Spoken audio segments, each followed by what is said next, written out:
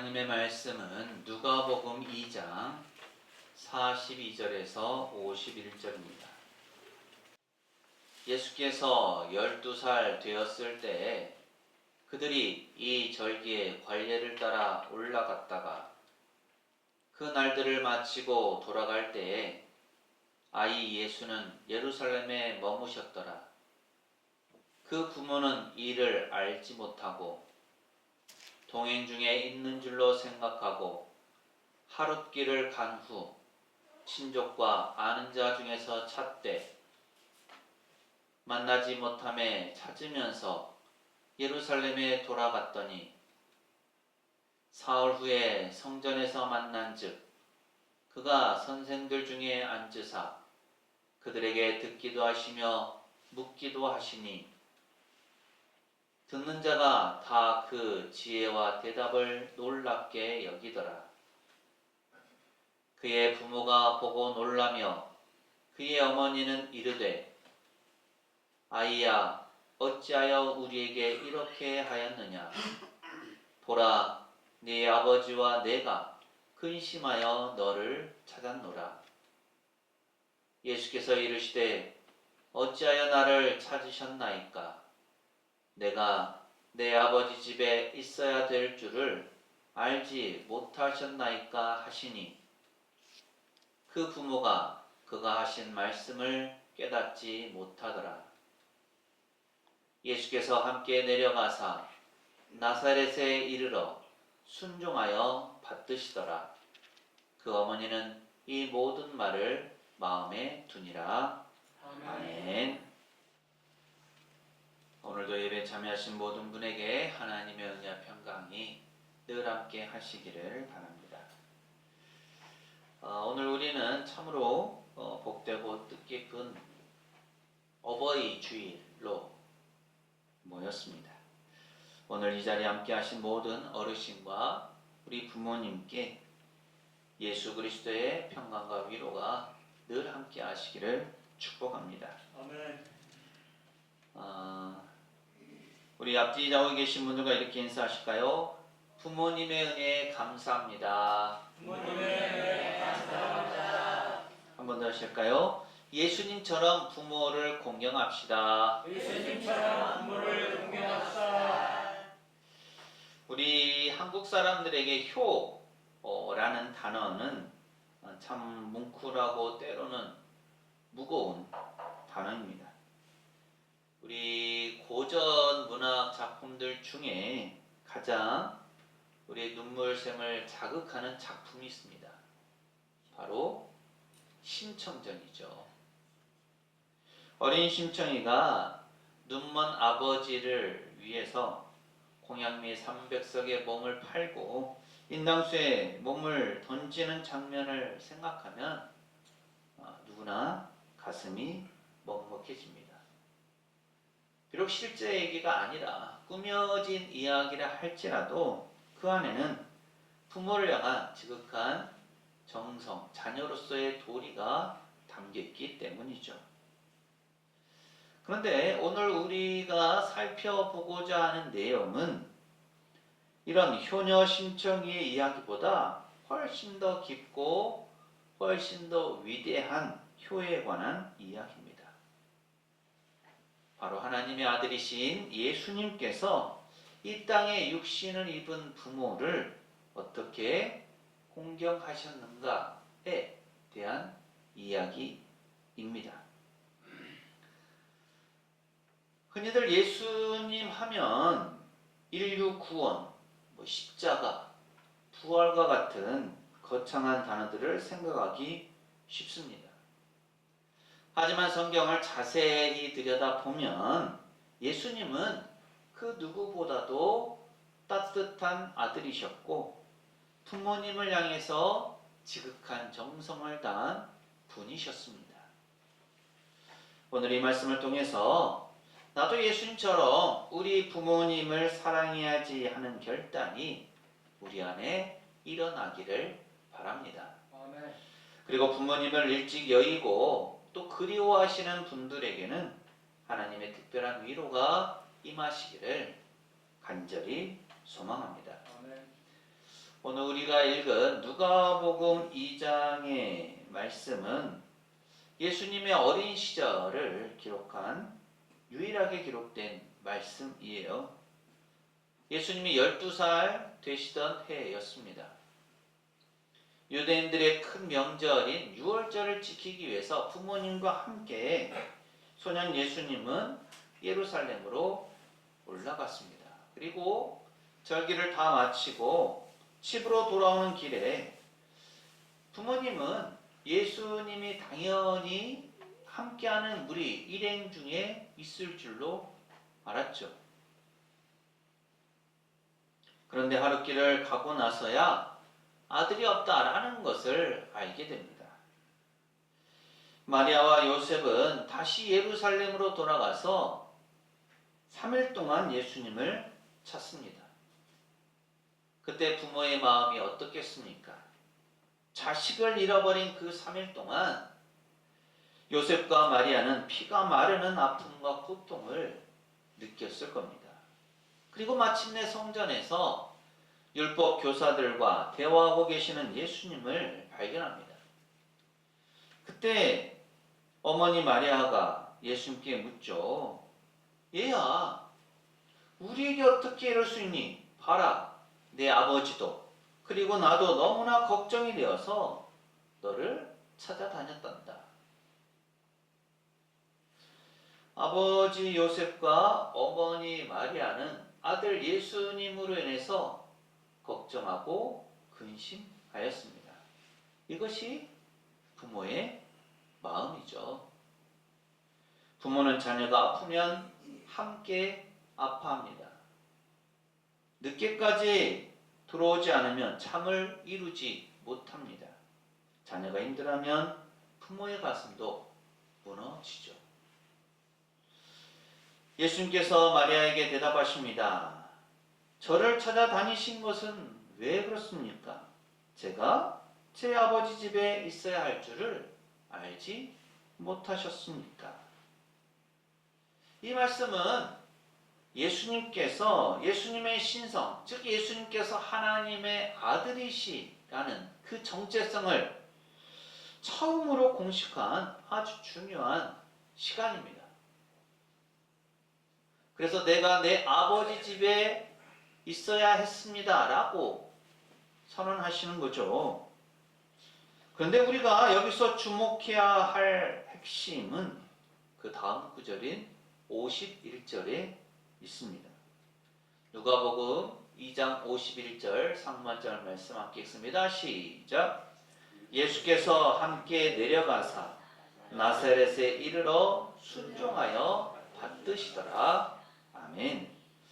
참으로 놀라운 말씀이죠. 우주 만물을 창조하신 하나님의 아들이 인간 부모에게 순종하신 겁니다.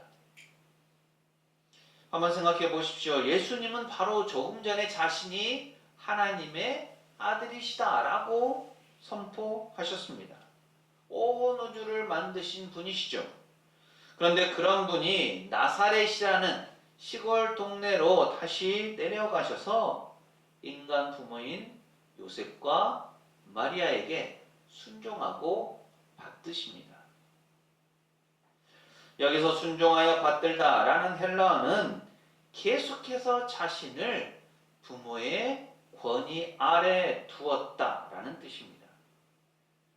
내가 하나님의 아들이니까 내 마음대로 하겠다라는 그러한 모습이 아니었습니다. 거만하게 굴지 않으셨습니다. 오히려 부모님의 훈계를 듣고 가사일을 돕고 목수일을 배우면서 성실하게 순종하셨습니다. 진정한 효도가 무엇입니까? 내 지식이 부모님보다 많아졌다고 해서 내가 부모님보다 돈을 더 잘 번다고 해서 부모님을 가르치려 드는 것이 아닙니다. 예수님처럼 자신을 낮추고 부모님의 권위를 인정해 드리는 것이 진정한 효의 시작이죠. 우리도 생각해 보아야 합니다. 나는 부모님의 마음을 얼마나 헤아리고 있는가? 부모님의 걱정과 눈물과 기다림을 얼마나 이해하고 있는가? 부모 공경은 어떤 거창한 것이 아닙니다. 거창한 것을 하려고 하는 순간 부모 공경은 더 멀어지고 맙니다. 부모 공경은 부모님의 마음을 아프게 하지 않으려는 마음에서 시작됩니다. 예수님은 30세가 되어서 하나님의 아들로서 공생애를 시작하시기 전까지 그 긴 세월 동안 집에서 부모님께 순종하며 가정에서의 사역을 먼저 완수하셨습니다. 우리도 이런 예수님의 겸손한 순종을 배워야 합니다. 그리고 세월이 흘렀습니다. 예수님께서 30살이 되셨죠.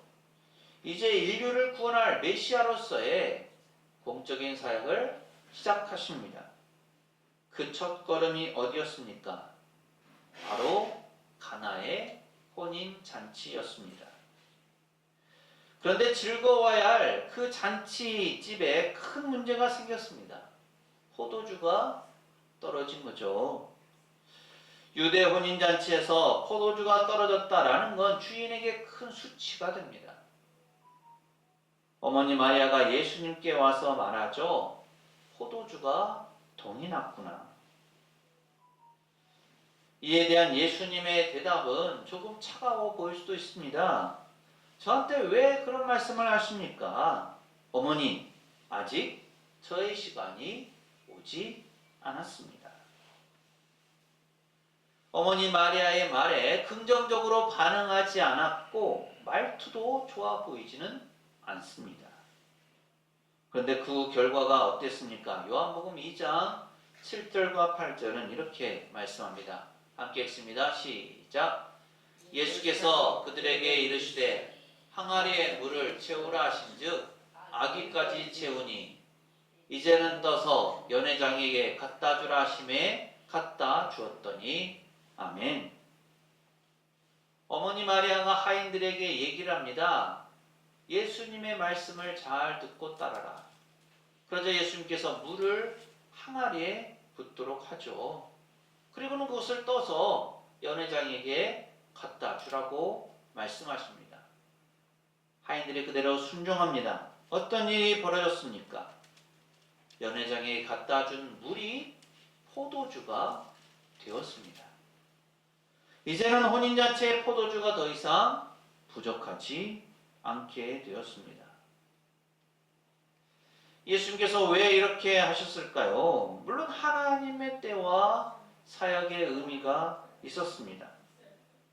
하지만 동시에 우리는 어머니의 마음을 귀하게 여기시는 예수님의 모습을 볼 수 있습니다.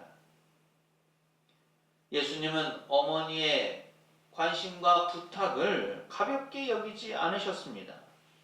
물을 항아리에 채우게 하시고 그것을 최상급 포도주로 바꾸셨습니다. 이것이 예수님께서 공생애에서 시작하신 첫 번째 기적이었습니다. 여기서 우리는 중요한 교훈을 발견하죠.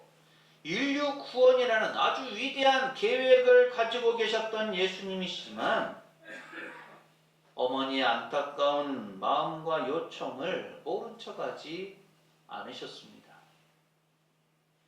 어머니, 지금 제 사역이 바빠요. 나중에 할게요. 라고 하지 않으셨습니다.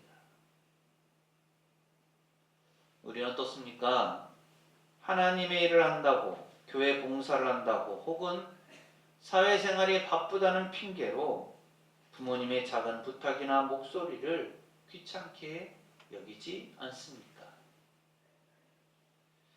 부모님은 때때로 큰 것을 원하지 않으십니다. 함께 있어 주기를 바라시죠. 말을 들어주기를 바라십니다. 마음을 나누기를 원하십니다. 부모 공경은 물질의 문제가 아닙니다. 관심의 문제이고 사랑의 문제입니다. 예수님은 가장 거룩한 공생의 사역의 시작을 어머니의 부탁을 들어드리는 것으로 여셨습니다. 부모님의 사소한 걱정에도 귀를 기울이고 그 필요를 채워드리는 것이 부모를 공경하는 예수님의 마음입니다.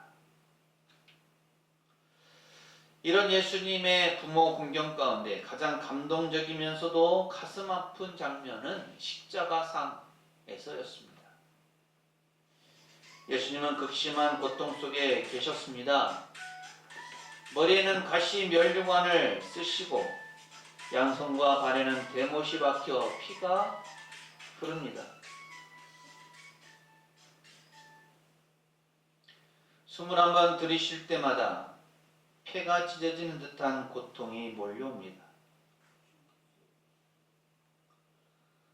온 인류의 죄를 짊어지신 지독하고도 처절한 고통의 순간입니다. 그런데 그 십자가 아래 누가 있었습니까? 예수님의 어머니 마리아가 있었습니다. 아들이 발가벗겨진 채 죽어가는 모습을 지켜보는 어머니의 심정은 칼로 에이는 것과 같았을 겁니다.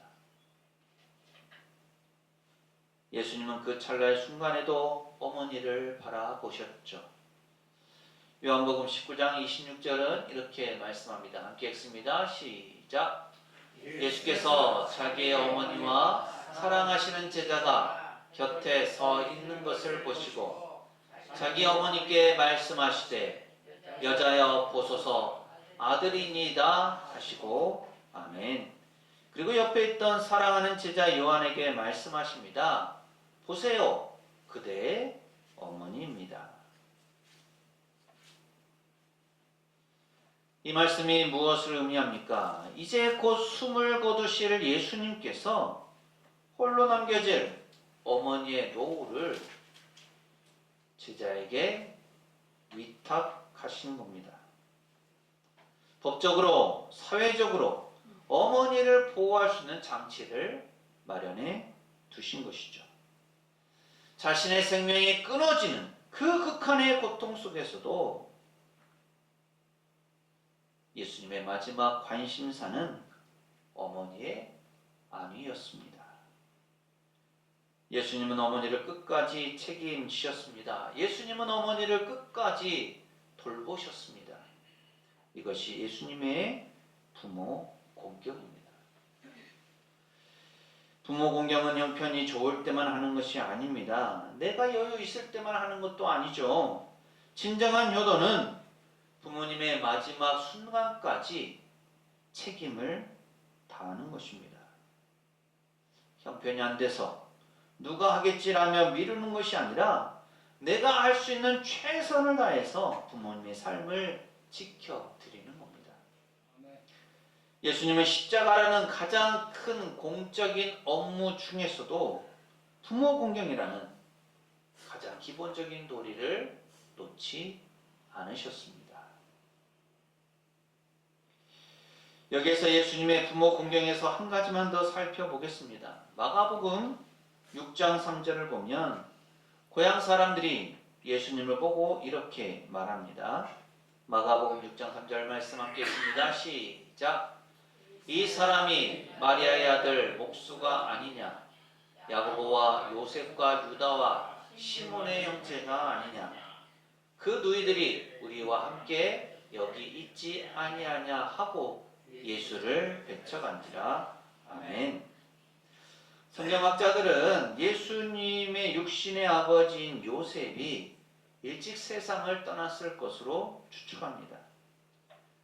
그렇다면 소년 시절 이후 예수님은 맏아들로서 집안의 가장 노릇을 했을 겁니다. 예수님은 하나님의 아들이셨지만 하늘에서 뚝 떨어진 만나를 먹으면서 사신 게 아니셨습니다. 나사렛의 목공소에서 거친 나무를 깎고 대패질을 하며 손에 굳은 살이 박히도록 일하셨습니다. 왜 그렇습니까? 어머니와 동생들을 부양하기 위해서였습니다. 신앙생활은 구름 위에 떠 있어서 거기에서 자유를 누리는 것이 아닙니다. 진짜 신앙은 자신의 부모님을 위해서 땀 흘려 일하고 부모님의 끼인 일을 걱정하며 그분들의 삶을 성실하게 뒷받침하는 구체적인 삶의 현장에 있습니다. 예수님은 목수로서 부모님을 공경하는 삶의 예배를 먼저 드리셨습니다. 오늘 우리의 모습은 어떻습니까? 부모님께 효도하고 싶지만 생각만큼 잘 안 되어서 자책하는 분도 계실 겁니다. 혹은 부모님과의 깊은 갈등 때문에 마음의 문을 닫고 계신 분도 있을지 모릅니다. 또 오늘 예배에 참여하신 많은 분들은 부모 공경을 하고 싶어도 육신의 부모가 계시지 않아서 공경할 수 없는 상황에 놓여 있기도 합니다. 하지만 기억하시기 바랍니다. 부모님은 완벽해서 공경하는 것이 아닙니다. 하나님께서 나에게 생명을 주시는 통로로 그분들을 세우셨기 때문에 공경하는 거죠. 예수님은 하나님의 아들이셨음에도 불구하고 연약한 인간 부모에게 순종하셨고 그들을 끝까지 책임지셨습니다. 부모 공경은 약속이 있는 첫 계명입니다. 에베소서 6장 2절과 3절은 이렇게 말씀합니다. 함께 읽습니다. 시작. 네 아버지와 어머니를 공경하라. 이것은 약속이 있는 첫 계명이니 이로써 네가 잘되고 땅에서 장수하리라. 아멘. 부모님을 사랑하고 섬기는 자에게 하나님은 이 땅에서의 복을 약속하셨습니다. 오늘 어버이 주일을 맞아 우리 마음속으로 한번 다짐하시기 바랍니다. 주님, 부모님을 더 사랑하게 하소서. 늦기 전에 부모님께 더 잘하게 하소서. 예수님을 따라 부모 공경의 삶을 살게 하소서. 만약 부모님이 살아계시다면 더 자주 찾아뵙고 더 자주 전화하고 더 많이 표현하시기 바랍니다. 사랑은 표현해야 합니다. 그리고 이미 부모님을 하나님 품에 보내드렸다면 너무 마음 아파하지 마시기 바랍니다. 부모님의 사랑은 여러분 안에 남아 있습니다. 그리고 아버지신 하나님께서 지금도 우리 모두를 품에 안으십니다. 주님께서 그 아픈 마음들을 어루만져 주실 줄 믿습니다. 하나님을 사랑하는 우리의 가정마다 예수님께서 보여주신 그 부모 공경의 아름다운 모습, 그 마음이 회복되어지기를 간절히 소망합니다. 기도합니다. 오늘 어버이 주일을 맞아 예수님께서 보여주신 부모 공경의 모습을 살펴보게 하심을 감사드립니다.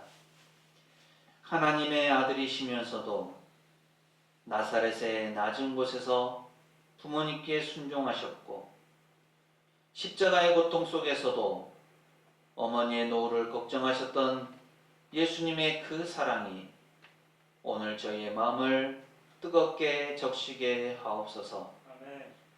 그동안 부모님의 은혜를 당연하게 여기며 바쁘다는 핑계로 마음 아프게 해드렸던 저희의 허물을 용서하여 주옵소서. 이제는 예수님을 따라 부모님을 진심으로 존경하고 그분들의 목소리에 귀를 기울이며 끝까지 책임을 다하는 신실한 자녀들이 되게 하옵소서. 그리고 이 자리에 모인 모든 어르신과 부모님들께 하늘의 위로와 강건함을 더하여 주옵소서.